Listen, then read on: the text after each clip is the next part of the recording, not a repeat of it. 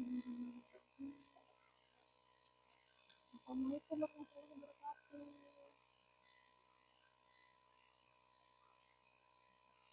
Selamat sahabat sehat.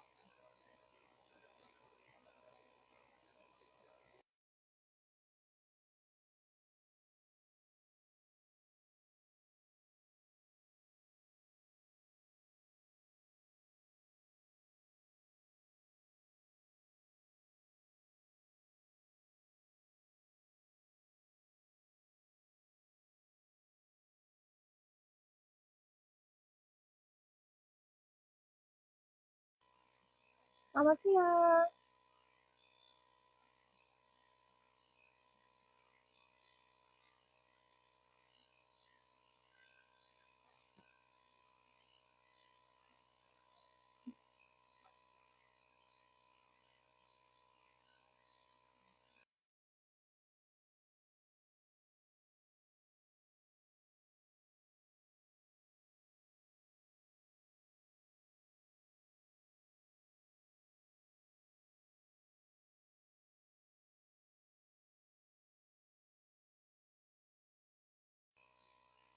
Selamat siang sahabat sehat.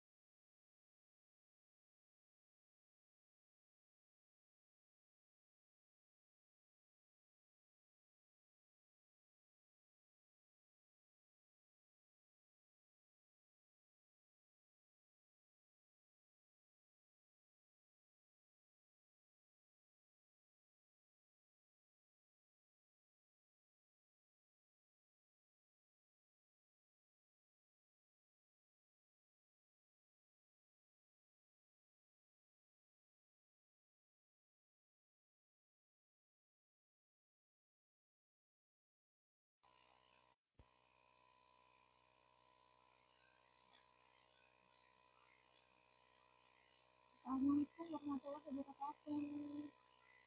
Suara saya terdengar nggak ya? Mungkin bisa komen kalau suaranya kedengaran kecil. Kita kenalan dulu ya.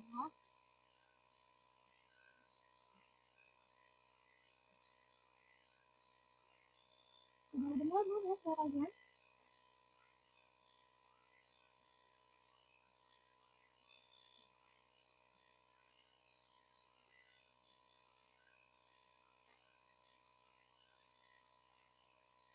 Oke.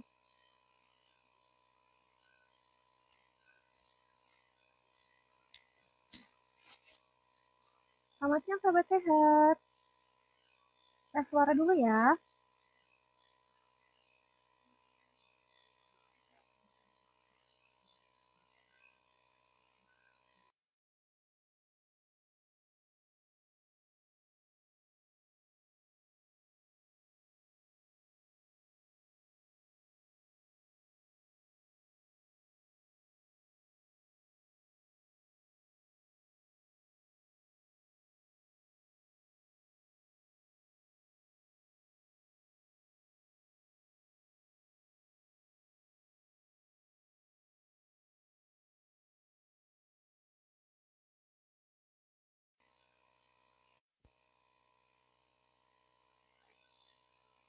Alhamdulillah sudah banyak yang bergabung ya. Kita mulai aja ya sahabat sehat. Assalamualaikum warahmatullahi wabarakatuh. Semangat pagi, sahabat sehat Rumah Sakit Dr. Karyadi. Apa kabar nih di siang hari ini? Udah pada makan siang belum ya? Yang lagi bekerja, selamat bekerja. Mudah-mudahan siang ini kita bisa dapat ilmu banyak dari live video dengan tema Nobar, ngobrolin obat bareng apoteker di episode 2. Kali ini kita mengangkat tema tentang mengenal lebih dekat apoteker radiofarmaka. Oke, sebelumnya saya perkenalan dulu ya. Perkenalkan, nama saya Dina. Saya apoteker klinis di Rumah Sakit Dr. Karyadi. Dan selama 1 jam ini, nanti saya akan menemani sahabat sehat di IG Live bareng Tio Rumah Sakit Dr. Karyadi. Dan jangan lupa, saya ingetin teman-teman juga untuk ajak teman atau keluarganya yang belum invite IG Tio Rumah Sakit Dr. Karyadi, bisa follow dulu IG-nya di Tio_Rumah Sakit Dr. Karyadi. Nah, di situ ada linknya. Nanti untuk tanya obat bisa di bit.ly garing tanya obat Tio. Oke? Di situ kamu bisa tanya semua obat apa aja.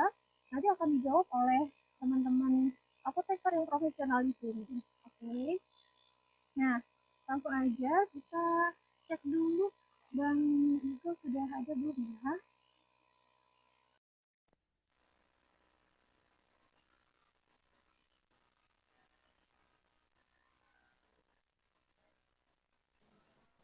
Halo, Assalamualaikum. Iya, waalaikumsalam.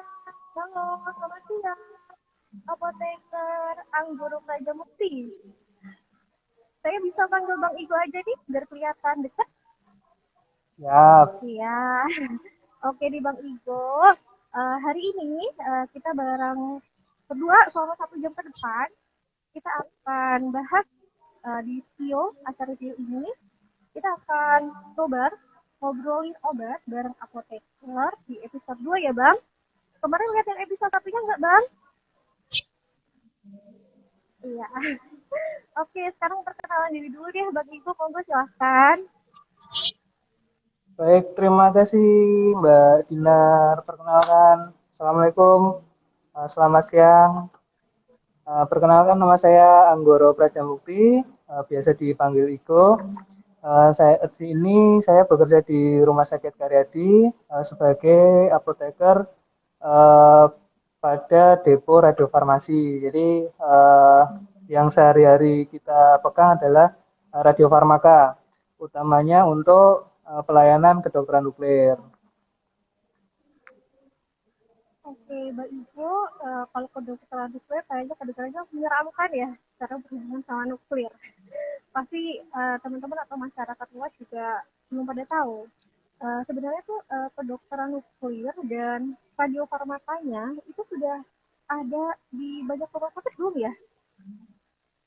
Baik, jadi radiofarmaka itu untuk aplikasinya kan sangat erat sekali kaitannya dengan penyelenggara pelayanan kedokteran nuklir.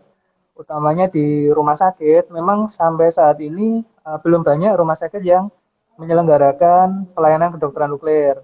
Sampai saat ini kurang lebih ada 12 rumah sakit, baik itu rumah sakit pemerintah maupun rumah sakit swasta yang sudah menyelenggarakan pelayanan kedokteran nuklir yang tersebar di Pulau Jawa, Sumatera, hingga ke Samarinda. Dan saat ini juga akan menyusul rumah sakit lain yang nantinya akan menyelenggarakan pelayanan kedokteran nuklir dengan memanfaatkan radiofarmaka sebagai salah satu modalitas utama. Sudah cukup banyak ya, Bang. Mudah-mudahan bisa sampai ke masyarakat luas lagi. Jadi mudah-mudahan semakin banyak rumah sakit yang akan ada kedokteran nuklir dan pelayanan radiofarmakanya ya ke depannya. Ya, Iya. Mungkin belum pada tahu Bang Igo, sebenarnya radiofarmaka itu apa sih? Mungkin bisa dijelaskan ya Bang? baik. Tentang radiofarmaka. Jadi untuk radiofarmaka ini sampai saat ini pun memang masih sangat belum dikenal, baik itu mengenai apa itu radiofarmaka maupun pemanfaatannya. Jadi radiofarmaka itu kalau dari sisi penamaan atau dari sisi bahasa itu terdiri dari dua kata, yaitu radio dan farmaka. Nah, radio di sini mengacu pada radioaktif atau radioisotop ataupun senyawa yang dapat memancarkan radiasi. Nah, kemudian farmaka dapat diartikan sebagai obat atau senyawa kimia baik itu untuk pemeriksaan ataupun untuk pengobatan. Jadi kalau kita apa namanya dari satu kata utuh radiofarmaka itu secara umumnya bisa dikatakan sebagai obat yang mengandung atau memanfaatkan zat radioaktif, baik itu nantinya untuk tujuan pemeriksaan, penentuan penyakit ataupun untuk pengobatan penyakit itu sendiri. Wah, cukup banyak ya. Bisa untuk pemeriksaan, bisa untuk pengobatan juga. Nih, misalnya gini, untuk pemeriksaan, apa aja sih yang biasa digunakan untuk pemeriksaan dan juga untuk pengobatan? Itu apa aja radiofarmaka yang biasa digunakan? Baik, jadi radiofarmaka ini karena pemanfaatannya cukup luas. Jadi kalau kita tahu obat-obatan, kita mendengar obat itu nanti kita langsung berpikir apotek. Apotek kita berpikir farmasi. Radiofarmaka juga seperti itu. Jadi radiofarmaka itu bisa dikatakan sebagai obat untuk mengobati penyakit atau bisa juga sebagai penentu apa namanya untuk diagnosa penyakit. Nah, untuk pemanfaatannya sendiri sebagai untuk pemeriksaan penyakit itu dilakukan di pelayanan kedokteran nuklir. Jadi nanti dari radiofarmakanya itu akan diberikan kepada pasien, bisa melalui disuntikkan, diinjeksi, ataupun bisa diminum secara oral. Kemudian nanti radiofarmaka yang masuk ke dalam tubuh kita nantinya kan akan memancarkan radiasi. Nah, radiasi ini nantinya akan ditangkap oleh suatu alat di kedokteran nuklir namanya SPECT, namanya kamera gamma. Nanti dari tangkapan di kamera gamma itu akan membentuk suatu gambar. Membentuk suatu gambar nanti bisa kita ketahui nanti yang sakit itu di bagian tubuh mana, kemudian untuk tujuan pengobatan itu juga radiofarmaka dimasukkan ke dalam tubuh. Sifat dasar dari radiofarmaka ini dia sangat selektif. Jadi dia jenis radiofarmaka A dia akan langsung menyasar ke organ tertentu, ke penyakit tertentu, dia sifatnya sudah sangat khusus. Nah, ini ada keluhan suaranya kenapa tidak ada? Apakah suaranya sudah terdengar dengan jelas? Gimana ya teman-teman? Suaranya kedengaran jelas belum ya? Kalau misalnya belum, bisa komen. Apakah suaranya Bang Ibu sudah kedengaran jelas atau masih belum jelas ya? Oh ya, ini sudah ada yang komen katanya suaranya aman-aman saja Bang. Oh ya, Iya, siap. monggo dilanjutkan Bang Ibu. Oke, dilanjutkan lagi ya. Jadi tadi untuk radiofarmaka kan ada yang untuk apa namanya pengobatan dan ada yang untuk pemeriksaan. Nah, kalau yang pemeriksaan, contohnya itu kalau yang kita tangani sehari-hari itu namanya teknisium. Nama radioaktifnya itu teknisium. Kemudian dia bisa eh, dipakai untuk eh, pemeriksaan utamanya itu dua. Yang pertama itu pemeriksaan berdasarkan fungsi organ atau dari fungsi tubuh kita. Kemudian yang kedua itu untuk keganasan. Nah, keganasan ini nanti hubungannya sama pemeriksaan untuk pasien-pasien penderita kanker. Baik itu kanker eh, payudara, kanker nasofaring, kanker tiroid, dan kanker-kanker yang lain itu bisa dilakukan pemeriksaan dengan menggunakan radiofarmaka pada pelayanan kedokteran nuklir. Kemudian yang untuk pengobatan itu kita ada beberapa radiofarmaka yang sampai saat ini menjadi salah satu pilihan untuk pengobatan utama. Contohnya iodium radioaktif atau iodium 131 radioaktif. Nah, itu digunakan untuk pengobatan pada pasien hipertiroid dan kanker tiroid. Nah, jadi ada permasalahan pada kelenjar tiroidnya. Nah, kelenjar tiroid ini fungsinya kan untuk menghasilkan hormon tiroid. Hormon tiroid utamanya untuk metabolisme di tubuh dan untuk pertumbuhan. Nah, apabila ada masalah pada kelenjar tiroid, ini bisa ditangani, bisa diobati dengan menggunakan yodium 131. Kenapa yodium 131 bisa digunakan untuk mengobati kanker tiroid? Karena fungsi dari kelenjar tiroid itu sendiri, dia akan membuat hormon tiroid. Nah, hormon tiroid ini bahan bakunya adalah yodium. Nah, kita menggunakan yodium radioaktif yang nantinya akan masuk ke kelenjar tiroid. Nah, dari yodium radioaktif ini ketika masuk ke sel-sel, katakanlah sel tumor atau sel kanker, dia nanti akan merusak, radiasinya akan merusak sel-sel tersebut secara spesifik tanpa merusak sel-sel normal yang ada di sekitarnya. Itu contoh untuk yodium. Kemudian contoh yang lain lagi ada samarium. Samarium 153 itu fungsinya untuk penanganan nyeri pada pasien-pasien penderita kanker yang sel kankernya itu menyebar di area tulang. Nah, pada penderita kanker ini ketika sel-sel kanker atau tumornya menyebar ke tulang, di tulang dia akan menggerogoti tulang kita sehingga kita atau penderita kanker tersebut akan merasakan nyeri. Dengan menggunakan radiofarmaka samarium ini, pemberian satu kali penyuntikan itu bisa untuk menahan nyeri 2 sampai 3 bulan. Jadi ini sangat nyaman untuk penderita kanker yang mengalami penyebaran tumor ke tulang. Jadi tidak terlalu sering minum obat penahan nyeri. Jadi dengan samarium radiofarmaka tadi bisa diberikan satu kali penyuntikan dan bertahan untuk mengatasi rasa nyeri 2 sampai 3 bulan ke depan dan itu bisa diulang.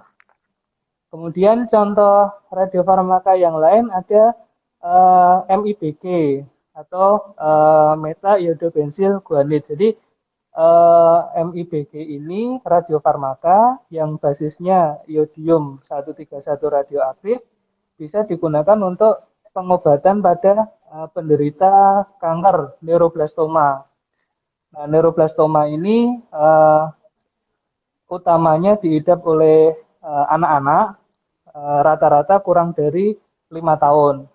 Jadi ada permasalahan di bagian penghasil hormon adrenalin. Jadi di bagian tubuh namanya kelenjar kelenjar adrenal. Kelenjar adrenal itu yang untuk menghasilkan hormon steroid untuk pertumbuhan, untuk metabolisme itu bermasalah utamanya pada anak-anak. Nah, dengan menggunakan MIBG ini bisa mengatasi atau bisa membantu untuk mengobati kanker neuroblastoma tersebut. Kemudian untuk yang lain ada untuk estetika. Estetika itu untuk kecantikan ya, untuk kecantikan. Ada yang namanya Pospor 32. Nah, Pospor 32 ini kalau utamanya ibu-ibu, mbak-mbak gitu ya, kalau kulitnya kegores terus meninggalkan bekas,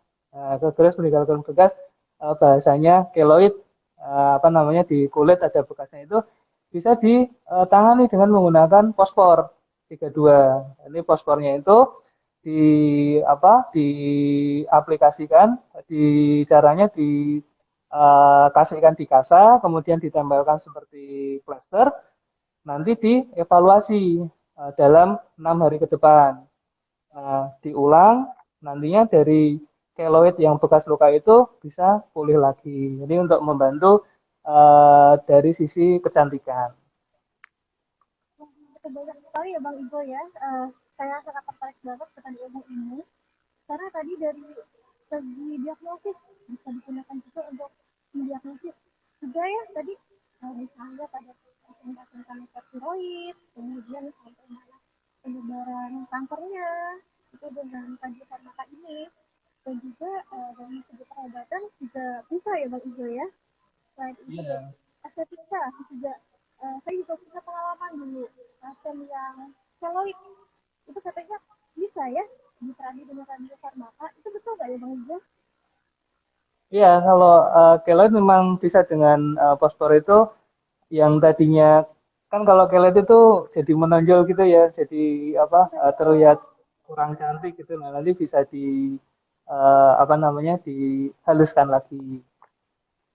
Oh iya, ini penggunaannya sangat banyak ya. Nah, radiofarmaka ini juga ada radiasi ya.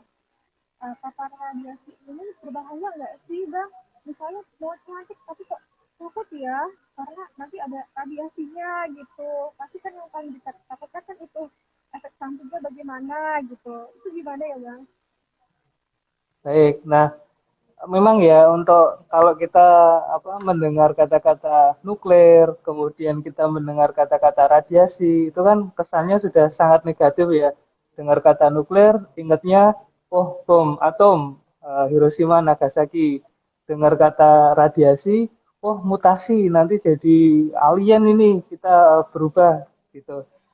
Cuman hal-hal yang demikian memang benar ketika penggunaannya tidak sesuai dengan ini ya, tidak sewajarnya ya digunakan secara negatif. Namun untuk tujuan pengobatan, untuk tujuan pemanfaatan di bidang medis atau kedokteran, kita sudah sangat memperhitungkan prinsip penggunaan sesuai dengan manfaat. Jadi kalau kaidahnya itu kaidah pemanfaatan radiasi dalam hal ini radiofarmaka, kita ada istilah ALARA, as low as reasonably acceptable. Jadi penggunaan sesedikit mungkin untuk bisa mendatangkan kemanfaatan gitu. Itu dari prinsip penggunaannya. Kemudian dari sisi radiofarmaka itu sendiri, radiofarmaka sebagai obat tentu kita, jadi dalam hal ini saya, Bu Dinar, kita sebagai apoteker. Jadi salah satu tugas dan kewenangan apoteker adalah mengawal, memastikan bahwa nantinya pasien akan menerima obat dengan tujuan kemanfaatan khasiat yang bisa dicapai, tapi tidak mengesampingkan keamanannya. Nah, itu salah satu peran apoteker kan di situ. Nah, jadi di sini utamanya kami sebagai apoteker di bidang radiofarmaka atau sebagai seorang radiofarmasis, kita akan memastikan bahwa radiofarmaka yang kita kelola itu pasti dijamin keamanannya. Ketika kita nantinya diberikan kepada pasien, pasien uh, apa namanya tidak akan menerima efek samping atau tidak akan menerima efek buruk selain dari tujuan pengobatan yang akan diharapkan atau yang ingin dicapai.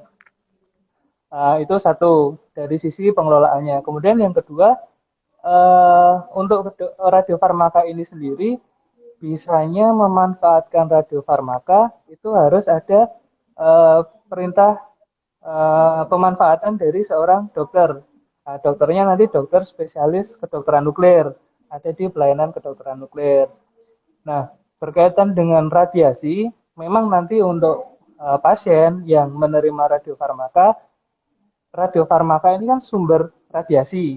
Ketika masuk ke dalam tubuh pasien, pasien nih nantinya yang akan berubah menjadi sumber radiasi.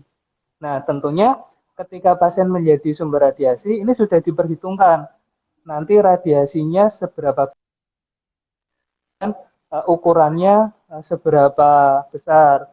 Lalu penanganan terhadap pasien yang menjadi sumber radiasi ini tentunya sudah buat aturan atau uh, regulasi untuk menangani pasien tersebut. Contohnya begini, jadi pasien mau pemeriksaan di kedokteran nuklir untuk pemeriksaan kanker payudara.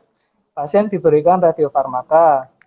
Kemudian setelah diberikan radiofarmaka, pasien diperiksa. Nah, setelah diperiksa, pasien merta langsung, oh boleh silakan pulang. Tidak. Jadi nanti pasien akan dipastikan dulu berapa sih paparan radiasi dari pasien tersebut. Apakah pasien aman ketika pulang dari rumah sakit dan kontak dengan atau bersinggungan dengan masyarakat yang lain, itu apakah sudah aman. Ini semuanya dimonitor. Jadi pasien datang, pasien menerima pengobatan atau tindakan hingga pasien pulang, semuanya termonitor. Jadi insya Allah aman. Ya, yang penting kan seksi ya bang. Jadi pasien pun dalam datang, tapi mendapatkan efek samping juga yang mudah-mudahan tidak ada dan minimal, karena kan efek samping tidak pasti terjadi di setiap individu ya bang Ijo. Tapi Ya, sebenarnya misalnya ada pun efek samping, efek samping yang sering terjadi itu apa ya bang? Misalnya yang sering digunakan pasien-pasien di sini di kedokteran kulit itu kan ada natrium cyanida untuk pengobatan kortikosteroid. Nah, itu kan ada dosisnya berbeda-beda. Ada yang 35 merkuri, ada yang 100 merkuri. Nah, itu antara pasien yang mendapatkan dosis kecil dan dosis besar itu eh, ada perbedaan tidak ya dari efek sampingnya? Karena kadang ada yang pasien mengalami mual atau muntah gitu. Itu karena banyak minum air atau karena memang dari efek sampingnya ya? Mungkin bisa jawab dari itu. oh iya. Jadi kalau secara umum, secara garis besar, semua obat yang masuk ke dalam tubuh kita sedikit banyak atau setidaknya akan menimbulkan efek, baik itu efek negatif ataupun efek positif. Nah, efek negatif yang kita kenal efek samping. Nah, berkaitan dengan radiofarmaka ini, sebetulnya untuk efek sampingnya sangat minimal sekali untuk menimbulkan efek tidak nyaman, efek tidak diinginkan itu sangat minim sekali. Karena pada prinsip kerja dan pemanfaatan dari radiofarmaka atau zat radioaktif tersebut itu bersifat tertarget. Jadi secara uh, komposisi kimia dari radiofarmaka tersebut nantinya akan secara langsung, secara spesifik, secara khusus akan menuju ke sakit yang kita derita gitu. Jadi uh, kalau kita analogikan seperti anak kunci dan gemboknya. Jadi anak kunci nantinya pasti akan sesuai dengan gemboknya. Dia tidak akan kemana-mana gitu. Nah, jadi untuk efek sampingnya dalam hal ini sangat-sangat kecil sekali.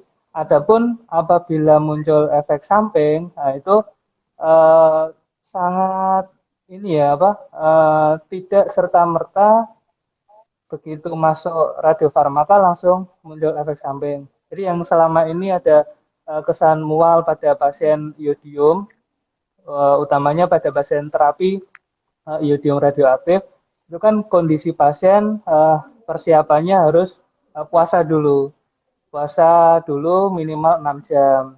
Kemudian riwayat pasien untuk pasien tiroid itu kan diberikan asupan hormon tiroid, hormon pengganti dari luar. Nah, itu pun juga harus berhenti dulu. Nah, proses perjalanan dari pasien puasa, kemudian harus menghentikan pengobatan sebelumnya, itu sedikit banyak akan berimbas pada kondisi pasien saat diberikan terapi dengan menggunakan iodium. Karena yang sebelumnya itu mendapat iodium, kemudian saat hari H pelaksanaan pengobatan itu tubuh kita yang tadinya sudah terkondisi untuk menerima yodium tidak menerima yodium, kemudian ketika menerima yodium radioaktif, ini kan dianalogikan sebagai sesuatu yang asing yang masuk ke dalam tubuh kita. Nah, reaksi normal dari tubuh kita ketika merespon ada zat asing masuk itu kan kesannya memuntahkan. Nah, dari situlah timbul timbul kesan rasa mual itu dari situ karena penghentian asupan yang biasanya kita dapatkan terus dihentikan dalam jangka waktu yang lama, kemudian tiba-tiba diberikan lagi. Kalau untuk efek samping yang lain sangat sangat minim sekali. Jadi tidak seperti dengan kemoterapi ya, tidak seperti dengan kemoterapi. Jadi kalau radiofarmaka ini sifatnya dia sudah sangat sangat khusus, sangat selektif. Jadi radiofarmaka A nanti untuk tujuannya penyakit A, kemudian dan seterusnya seperti itu. Oh, gitu ya bang. Jadi misalnya natrium iodida untuk pengobatan steatoid gitu ya Bang. Nah, untuk natrium iodida sendiri memang tepat di situ ya Bang Igo. Natrium iodida di sini fungsinya untuk tiap orang itu berbeda-beda ya Bang Igo ya. Itu berdasarkan dari hasil pemeriksaannya, betul Bang Igo? Oh ya, jadi untuk penentuan dosis ya berarti ya. Iya betul, betul Eh, Bang. Ya, untuk penentuan dosis itu kan penentuan dari dokter spesialis kedokteran nuklir. Nah, nanti penentuan dosis untuk masing-masing orang sangat berbeda. Jadi yang menentukan tuh dari kondisi apa namanya tingkat keparahan dari orang tersebut. Jadi contohnya untuk laki-laki yodium ya yang Iya banyak betul. dipakai untuk iodium radioaktif utamanya pada pengobatan pasien kanker tiroid. Nah, pasien kanker tiroid ini kan untuk stadiumnya ada beragam. Kemudian nanti dari tingkat keparahan atau tingkat stadiumnya, kemudian dari ukuran sel kankernya, kemudian dari apa namanya kondisi pasien itu sendiri, berat badannya nanti dihitung khusus untuk masing-masing orang atau masing-masing pasien nanti dosisnya sifatnya khusus atau sifatnya personal. Kemudian untuk pasien-pasien yang lain ada dosis yang eh, apa namanya menjadi dosis tetap. Jadi pada utamanya pada pemeriksaan ya untuk pemeriksaan dengan menggunakan radiofarmaka itu dosisnya tetap untuk dewasa berat badan yang apa namanya berat badan yang lebih dengan yang kurang itu dosisnya ada yang tetap. Nah, cuman nanti untuk anak-anak ada penyesuaian dosis sendiri. Jadi hampir sama dengan obat-obat pada umumnya apa namanya ada pendosisan sendiri-sendiri. Ya, jadi tiap individu berbeda-beda ya Bang Igo ya. Ya, Iya. Tadi pasien yang mendapatkan terapi radiofarmaka itu kan ada beberapa yang dikontraindikasikan tidak boleh. Jadi kriteria bagaimana ya yang untuk kontraindikasi ini pasien bagaimana yang tidak boleh mendapatkan terapi radiofarmaka itu Bang. oh ya. Jadi batasan pasien-pasien yang tidak bisa diberikan radiofarmaka gitu ya. Baik, Iya jadi betul. karena radiofarmaka ini memancarkan radiasi, sementara sifat dasar dari radiasi itu bisa merusak atau merusak sel, eh, makanya ada pembatasan-pembatasan khusus bagi pasien-pasien yang sebisa mungkin atau tidak diperkenankan untuk menerima terapi, pengobatan ataupun pemeriksaan dengan radiofarmaka. Nah, contohnya pada pasien yang sedang hamil, baik itu trimester 1 sampai trimester 3. Jadi usia kehamilan berapapun itu tidak diperkenankan untuk menerima yodium radioaktif, yodium 131. Baik untuk dosis yang kecil sampai besar, baik itu untuk pemeriksaan ataupun untuk pengobatan, itu yodium tidak diperkenankan untuk wanita hamil. Jadi kalau sedang hamil tidak boleh mendapatkan pengobatan radiofarmaka yodium. Lalu sebelum menerima pengobatan yodium juga harus dipastikan dalam kondisi hamil atau tidak. Kemudian yang kedua, pada pasien-pasien wanita yang sedang dalam kondisi menyusui. Nah, ini juga tidak diperkenankan untuk mendapatkan yodium radioaktif karena dikhawatirkan dari yodiumnya akan masuk ke dalam kelenjar payudara dan nanti ASI-nya yang mengandung yodium itu bisa masuk ke dalam anak gitu. Kemudian pada pasien-pasien yang mengalami kegagalan fungsi ginjal dan harus melakukan apa namanya hemodialisa atau cuci darah secara berkala, itu juga apa namanya tidak diperkenankan untuk menerima yodium 131. Jadi tadi ada kurang lebih 3 kriteria yang dikontraindikasikan ya untuk pemberian terapi radiofarmaka ini ya. Yang tadi pertama Iya, wanita hamil, kemudian wanita menyusui, kemudian yang ketiga pasien dengan eh, penyakit ginjal yang mengalami penyakit iya, ginjal. Jadi tiga iya, kriteria ini yang sebaiknya tidak diberikan ya dari itu terapi radiofarmaka iya, ini ya. Iya. Nah, iya, kalau misalnya pasien sudah mendapatkan terapi radiofarmaka, itu kan akan ada radiasinya. Radiasi bagaimana sih bang yang aman untuk lingkungan sekitar? Karena pasien-pasien pasti takut ya, habis minum obat, kemudian timbul radiasi, nanti keluarga saya gimana yang di rumah gitu. Itu sudah ada batasan paparan radiasi aman yang belum sih untuk pasien-pasien tersebut sehingga pada saat pulang pasien-pasien itu sudah aman gitu. oh iya. Untuk jadi itu ada namanya prinsip proteksi dan keselamatan radiasi.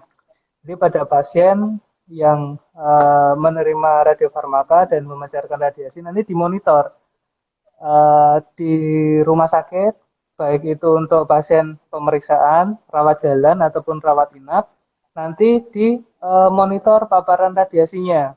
Pasien baru bisa diperkenankan pulang ketika paparan radiasinya sudah memenuhi persyaratan. Nah, kalau nilainya kita pengukuran dengan alat namanya surveimeter gamma.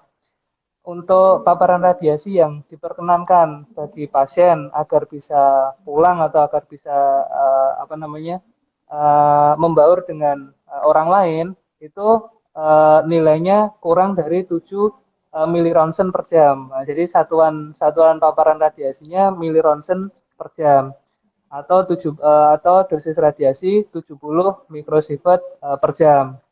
Nah, selama pasien sudah diukur dan nilai paparan radiasinya kurang dari tadi itu 70 mikrosievert per jam atau 7 milironsen per jam, pasien bisa diperkenankan untuk meninggalkan rumah sakit. Nah, namun ketika pasien sudah meninggalkan rumah sakit, tentunya pasien masih memancarkan radiasi ya meskipun kecil. Nah, nanti diperlukan penyesuaian-penyesuaian. Nah, ketika pasien pulang, nanti ada batasan, misal kontak dengan anak, kontak dengan bayi, itu maksimal berapa lama, kemudian jaraknya seberapa dekat, kemudian ketika di dalam rumah, batasan untuk tidur satu tempat atau satu ranjang dengan orang lain itu nanti ada batasan jarak, ada batasan waktu. Kemudian ketika kita katakanlah pulang dari rumah sakit menggunakan kendaraan umum, nanti juga ada batasan jarak minimal kita dengan orang lain. Nah, adapun untuk bisa mempercepat penurunan nilai paparan radiasi dari tubuh pasien, itu prinsip dasarnya kita dengan banyak minum air. Dengan banyak minum air, otomatis nanti zat-zat radioaktif yang berada di dalam tubuh kita akan cepat untuk bisa keluar. Nah, ketika zat radioaktifnya cepat untuk bisa keluar, maka paparan radiasi dari pasien tersebut otomatis akan menjadi jauh lebih cepat untuk bisa berkurang. Tapi saya dari tesnya atau kita harus banyak minum, otomatis nanti akan banyak yang keluar, radiasinya tidak akan keluar, itu nanti akan habis tidak ya bang paparan radiasi itu, sehingga benar-benar tidak ada di dalam tubuh kita lagi itu ada nggak ya bang? Jadi kalau prinsip dasar dari radiasi itu eh, apa ya untuk bisa sama dengan nol itu memang sangat lama sekali untuk bisa sama dengan nol. Cuman batasan yang kita pakai bilang itu adalah ketika sudah tidak menimbulkan efek radiasi bagi dirinya sendiri ataupun bagi orang lain gitu. Jadi bisa jadi tetap masih ada radiasinya, beradiasi, tapi radiasi tersebut tidak akan menimbulkan dampak, tidak akan menimbulkan efek yang merugikan bagi sekitar. Kalau bisa jadi nol, waktunya sangat lama sekali karena dari apa namanya radioisotop atau dari unsur yang memancarkan radiasi itu prosesnya punya istilahnya ada waktu paruh. Waktu paruh itu jadi kan waktu yang dibutuhkan agar aktivitas atau radiasinya tinggal setengah dari mula-mula. Nah, itu kan sifatnya secara terus-menerus. Jadinya untuk bisa sama dengan nol itu sangat lama. Cuman untuk bisa mencapai titik di mana dia tidak akan menimbulkan efek apa-apa bagi tubuh atau bagi orang lain itu bisa dicapai. Iya, yang penting sudah aman gitu ya Bang, paparan biasanya walaupun sudah sedikit aman untuk lingkungan, Ya, jadi pasien setelah mendapatkan terapi tersebut tidak takut untuk bertemu dengan keluarganya yang di rumah.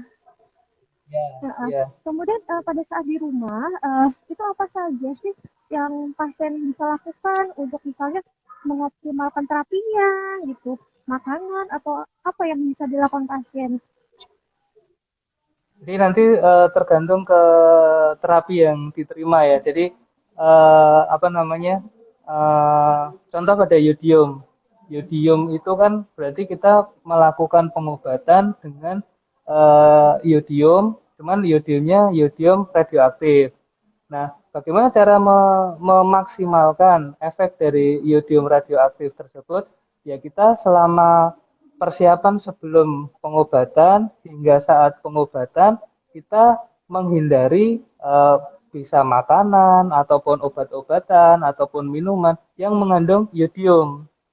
Jadi ketika tidak ada yodium lain yang masuk ke dalam tubuh kita, otomatis tubuh kita hanya akan merespon yodium radioaktif dari radiofarmaka tersebut. Nah, otomatis tujuan pengobatannya, khasiat dari yodium radioaktifnya akan jauh lebih optimal.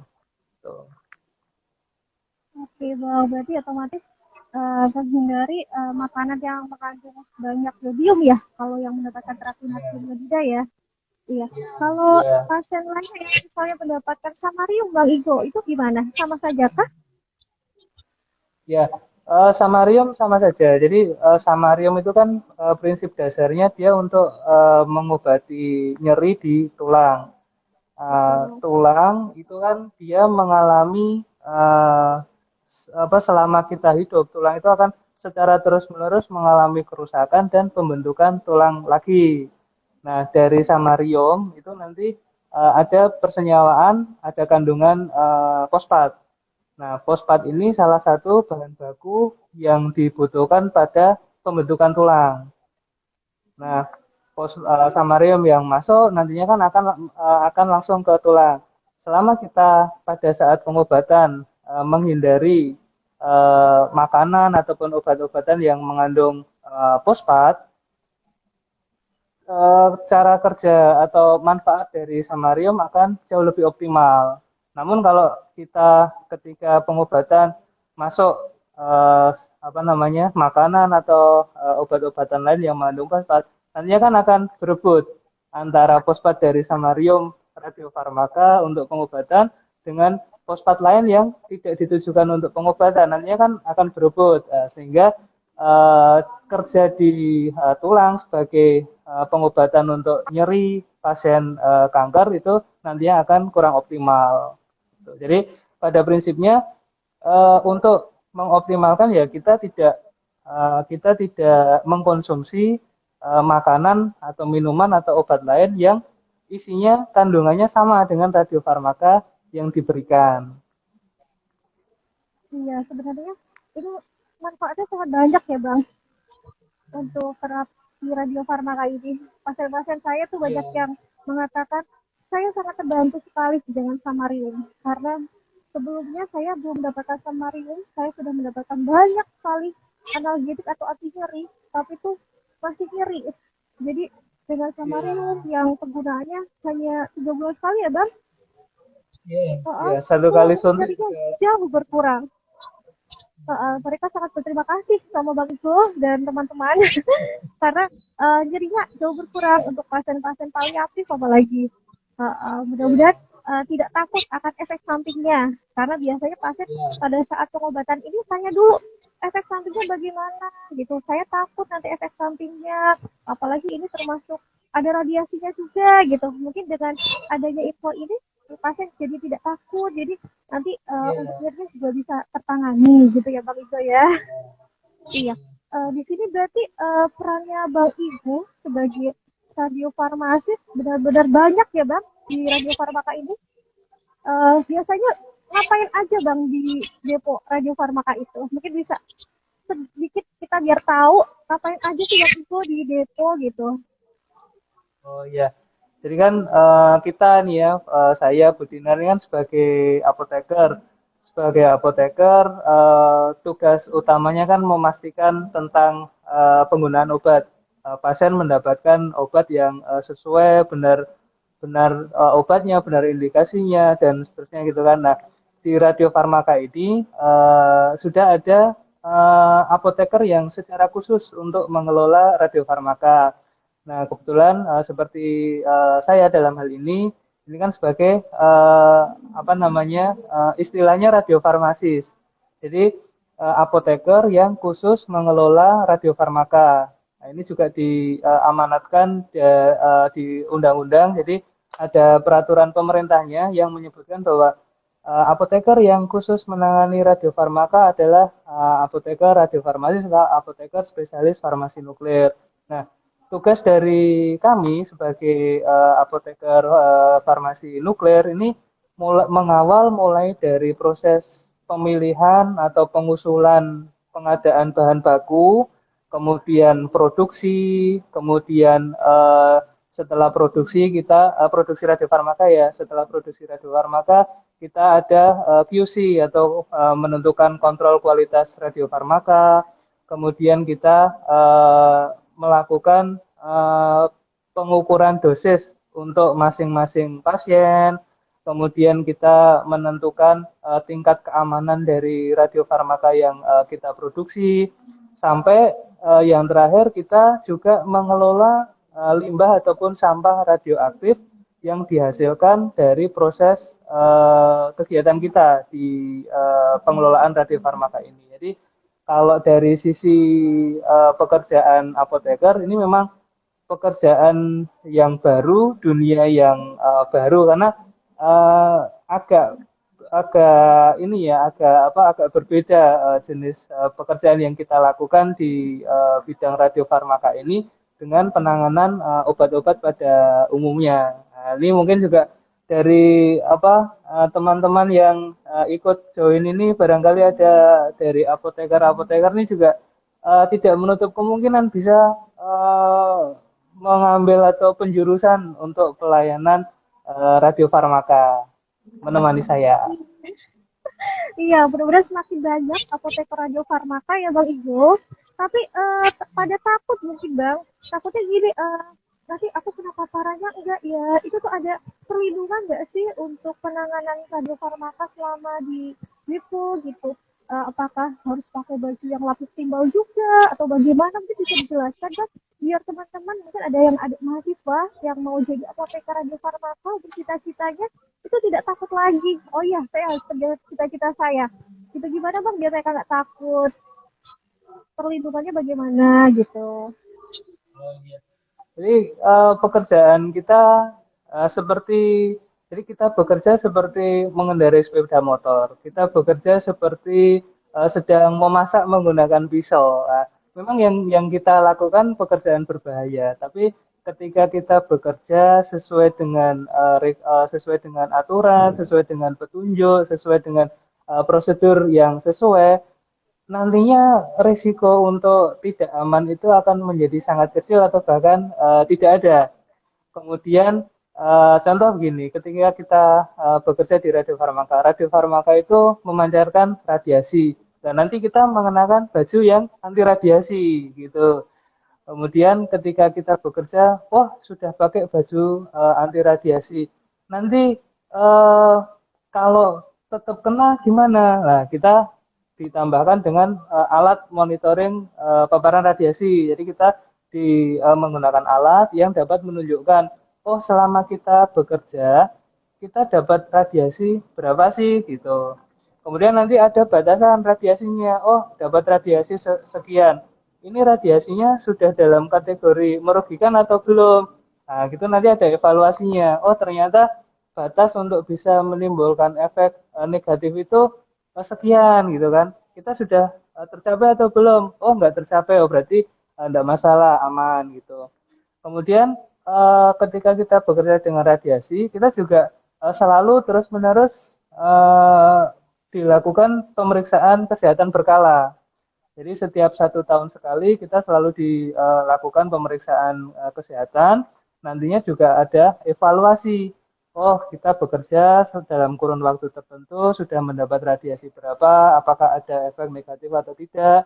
Kemudian nanti ketika terjadi efek penanganannya seperti apa, itu sudah ada petunjuknya semua dan selama kita bekerja sesuai dengan prosedur, menggunakan peralatan pengamanan yang sesuai, untuk dampak-dampak negatif nanti bisa diminimalisir. Iya, jadi jangan takut ya Bang Igo, semuanya jika bekerja sesuai SOP, insya Allah semuanya aman. Dan juga Ya, ada evaluasi pasti berkala aman. juga oleh SDM ya untuk pemeriksaan kesehatannya. Jadi insya Allah. Bang Igo juga sudah berapa tahun ya Bang Igo sebagai radiofarmasis di sini ya? Saya hampir 9 tahun sebagai Iya, apa namanya mengelola radio farmaka. Alhamdulillah enggak ada masalah apa-apa. iya. Alhamdulillah sehat terus ya Bang, jarang sakit malahan. Jadi lebih kebal malahan dibandingkan kita. Oke Bang Igo, kayak waktunya kok tambah sedikit ya. Bentar lagi selesai. Kita lihat sih ada pertanyaan dulu. Ini ada Ibnu Sina. Assalamualaikum Mas Igo. Salam dari Radio Farmasis Yogyakarta. Waalaikumsalam. Katanya. Iya, Ini sejawat nih Bang Igo. iya, Sama-sama rekan Radio sejawat ini. Farmasis. Iya, mudah-mudahan pelayanan Radio Farmasis di Indonesia semakin berkembang ya. Kemudian Amin. ini ada lagi dari Kaisah Abimanyu. Izin bertanya Kak, untuk pengantar atau keluarga, apakah ada yang bisa terkena efek radiasinya? Ada nggak ya Bang? Misalnya infertilitas atau apa gitu, ada nggak ya Bang Igo?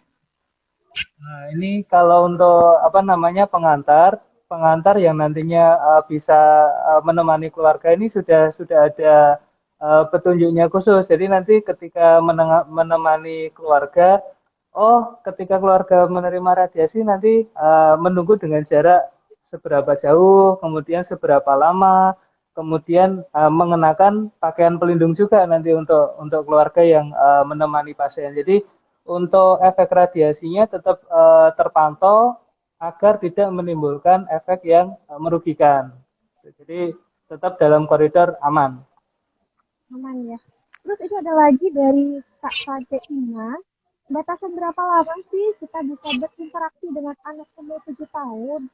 Serta batasan berapa lama bisa tidur bareng dengan orang sebaya kita? Misalnya istri kita habis mendapatkan terapi radio farmaka, kita bisa berapa lama bisa tidur bareng lagi gitu kan, takut efek sampingnya gitu Bang Igo. Oh ya, ini untuk batasan ini nanti tergantung ke jenis radiofarmaka yang kita terima, karena masing-masing radiofarmaka itu memiliki tingkat energi sendiri-sendiri. Jadi kekuatan atau efek radiasi yang ditimbulkan dari radiofarmaka itu berbeda-beda.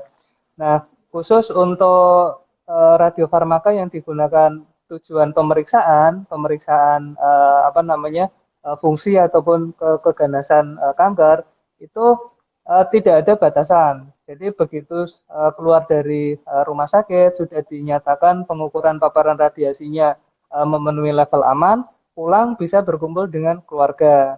Nah, yang menjadi batasan itu pada pasien-pasien yang menerima radiofarmaka untuk tujuan pengobatan.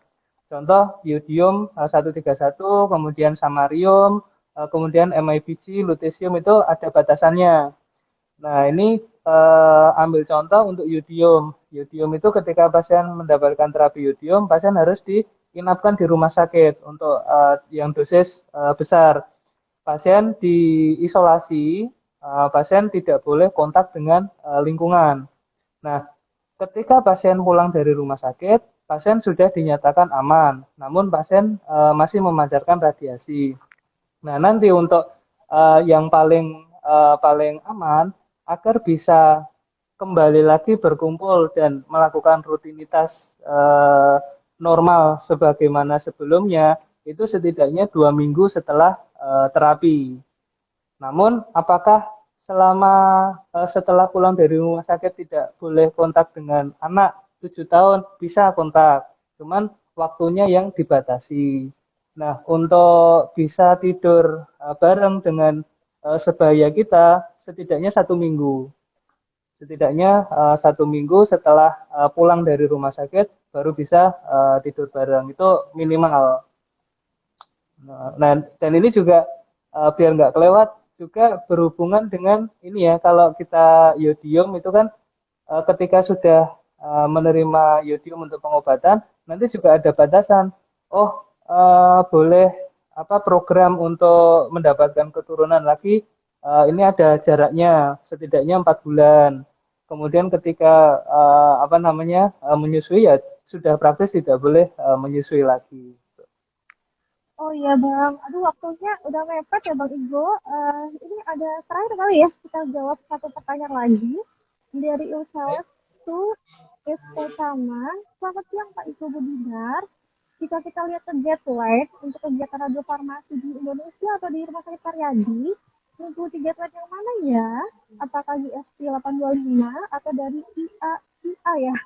Apa ini Bang Igo? Ya, Mungkin bacanya barangkali saya salah. Menurut yang mana ya Bang Igo ya? IAEA.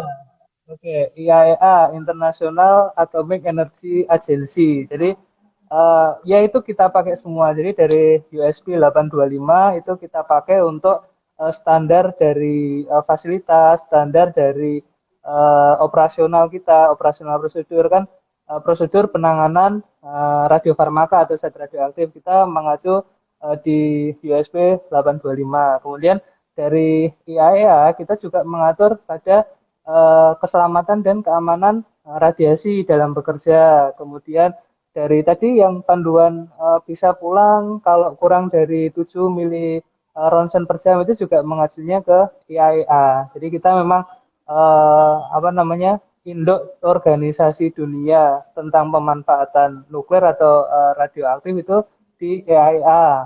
Sedangkan dari USB ini kan petunjuk untuk bekerja secara teknisnya. Ini kita pakai.